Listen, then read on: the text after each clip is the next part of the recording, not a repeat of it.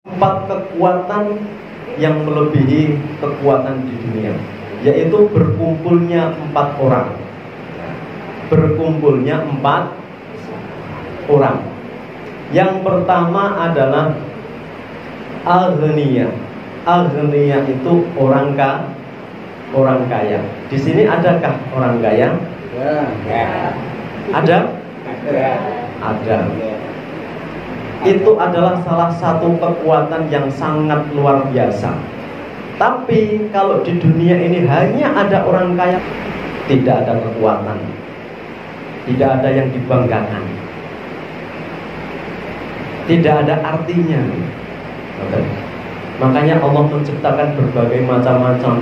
Ada yang kaya, ada yang miskin, ada yang ganteng, ada yang cantik. Itu supaya agar ada yang tua. Itu supaya agar saling mengenal, saling mengenal. Gitu. Makanya muncullah perintah yang namanya silaturahmi. Karena silaturahmi itu bisa membawa keberkahan, membuka pintu rezeki, dan memperpanjangkan umur. Wong sing seneng kumpul ngeten iki, seneng ngopi bareng, seneng adu aspirasi, itu yang akan menjadikan umur panjang. Karena nopo? Karena boten perengut mawon. Nek kumpul karo ketemu karo kanca kan paling tidak mesem, guyu. Guyune wong niku akan menggerakkan 273 saraf yang ada dalam tubuh kita. Seneng mesem? Mesem terus ya.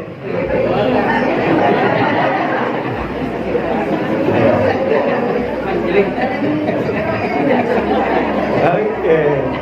Jadi senyum itu adalah salah satu ciri-ciri wajah penghuni surga daripada merengut.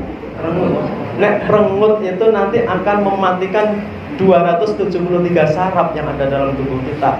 Makanya wong merengut kuwi cepet tuwek walaupun umurnya sik enom gitu. Contohnya Udin mantren.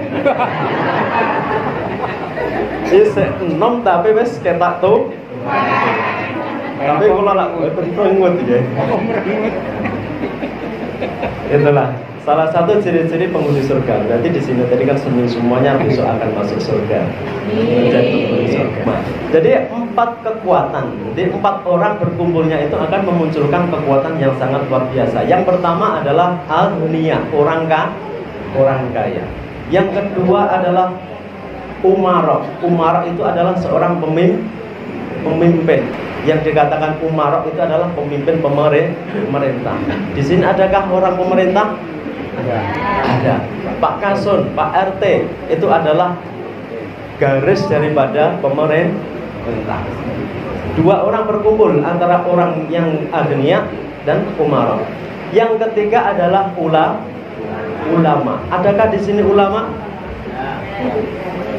Ulama itu adalah orang yang menyampaikan kebaikan kepada masyarakat, sehingga masyarakat bisa terbentuk dengan tindak laku secara islami, secara syariah.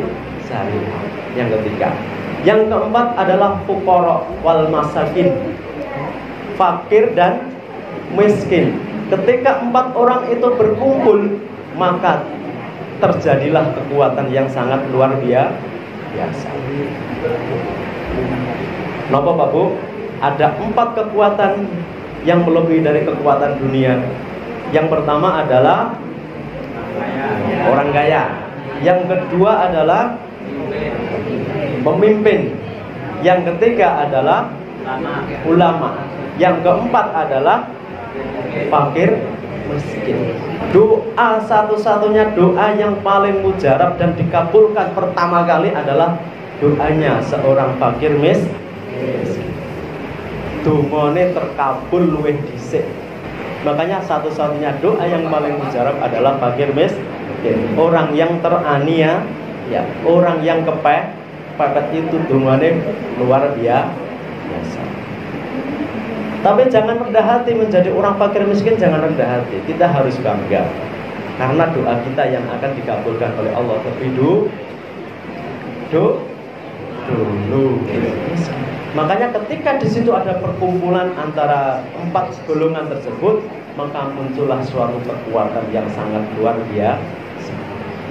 Andai kata kegiatan seperti ini dilanjutkan sampai yaumil kiamah, insya Allah kekuatan akan terbangun. Kita setuju? Kita doakan bersama-sama. Kita doakan orang kaya mudah-mudahan kaya terus. Hartanya bermanfaat, barokah untuk semuanya, dipanjangkan umurnya. Kita doakan pemimpin kita, mudah-mudahan pemimpin kita yang amanah, mendekati orang fakir miskin, bergaul dengan orang fakir miskin, tidak pandang-pandang dulu.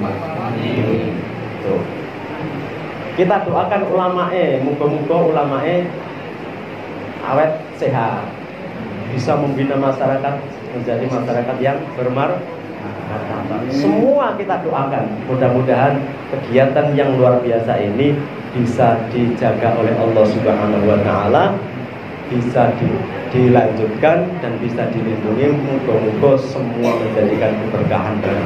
Besok syukur-syukur kegiatan seperti ini, Ibu Wilsa.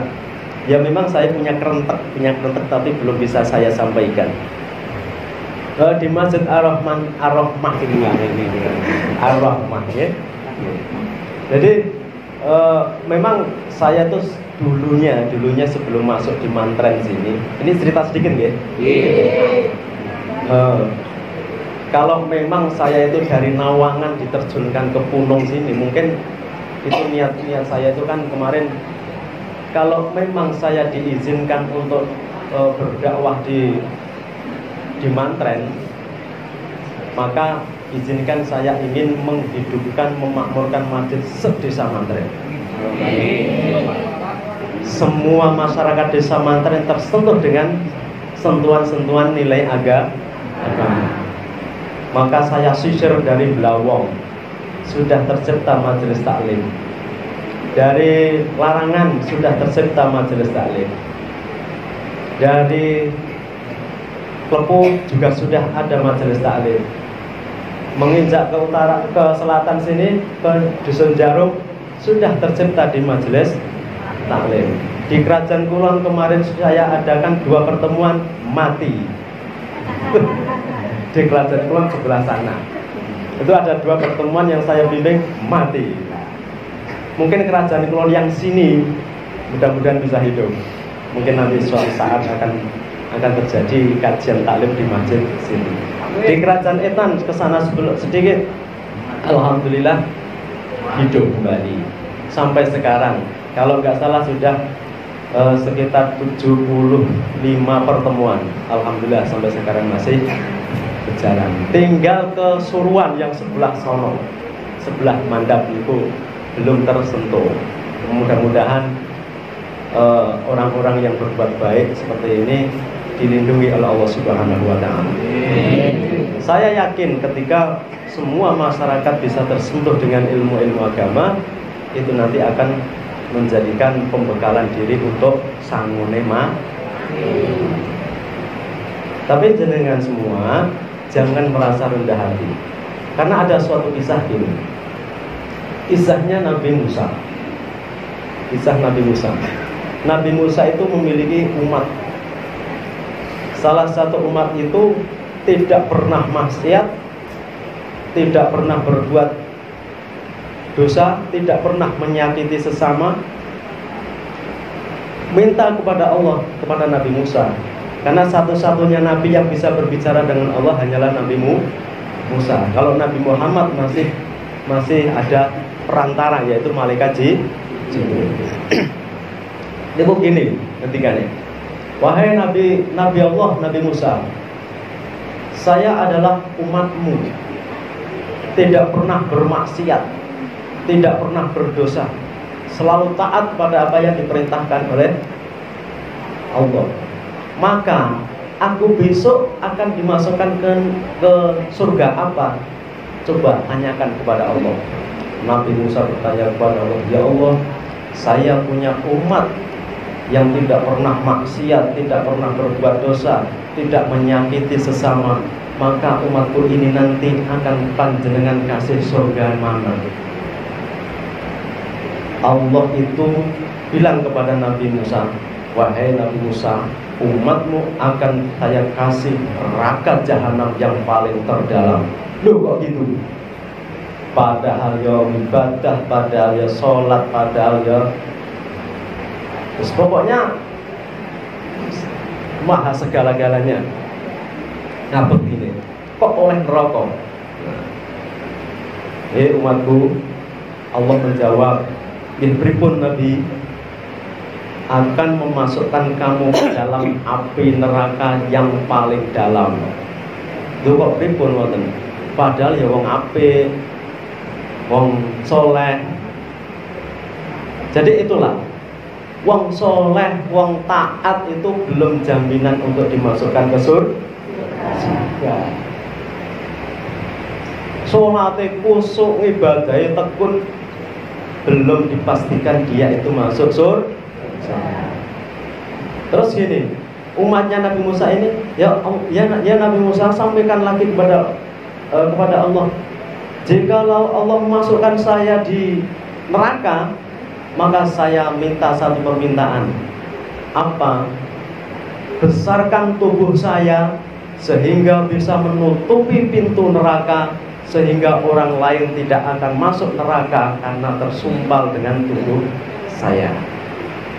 Langsung disampaikan lagi, ya Allah, umat saya minta ketika panjenengan memasukkan ke neraka untuk dibesarkan tubuhnya sehingga menyumpal pintu neraka dan tidak ada satupun orang yang masuk neraka karena saya. Maka sekali itu juga umatnya Nabi Musa yang soleh tadi dimasukkan ke surga yang terbaik. Karena apa? Karena dia tidak merasa sombong dan bisa melindungi orang untuk masuk neraka sehingga tidak bisa jadi masuk neraka. Makanya Bapak Ibu, ketika sholat disombongkan, zakat disombongkan, maka itu nanti yang akan menghalang-halangi kita masuk surga. Pokok ibadah ibadah. Perkara surga neraka itu urusannya Gusti Allah. Ngoten nggih? Nggih. Bapak Ibu, mungkin menika ingkang saged kula aturaken, mugi-mugi kegiatan seperti ini dijaga oleh Allah Subhanahu wa taala, panjenengan dipun paringi sehat. Doakan terus orang-orang kaya yang ada di Mantren. Amin. Sehingga nanti orang kaya itu nanti akan diarahkan oleh Allah Subhanahu wa taala, rezekinya diberikan kepada orang-orang yang tepat. Amin. Kok meneng? Amin. Oke. Doakan pemimpin kita, mugi-mugi pemimpin kita juga amanah, bisa menyampaikan amanah orang-orang kaya untuk rakyatnya. Doakan ulamanya, semoga ulama itu nanti yang akan memberikan nasihat kepada warga, kepada pemimpin, kepada orang-orang yang di sekelilingnya. Mungkin itu Bapak Ibu yang bisa saya sampaikan, kurang lebihnya mohon maaf.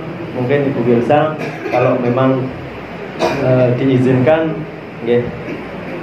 sedikit di sini ditambah kegiatan kemasyarakatan yang berbasis pembinaan keagamaan, karena itulah salah satu contoh dakwah yang terbaik untuk bermanfaat kepada orang lain. Syukur-syukur setiap 1 bulan sekali atau 8 bulan sekali di Masjid Ar-Rahmah ini diadakan kajian taklim seperti masjid-masjid yang lain. Insya Allah saya siap untuk membina dan saya siap untuk mewakafkan diri saya di masjid ini untuk membina majelis taklim. Mulai ikhlas ke. Di mana-mana saya ikhlaskan untuk saya wakafkan untuk desa Mantren. Kemudian bisa bermanfaat gitu aja, oke? Insya Allah ketika orang bisa bermanfaat kepada orang lain, itu nanti akan diberikan rezeki lain dari arah yang tidak disangka-sangka. Ngoten nggih, Bapak Ibu. Nggih, kurang langkungipun, nuwun pangapunten. Billahi taufiq wal hidayah. Wassalamualaikum warahmatullahi wabarakatuh.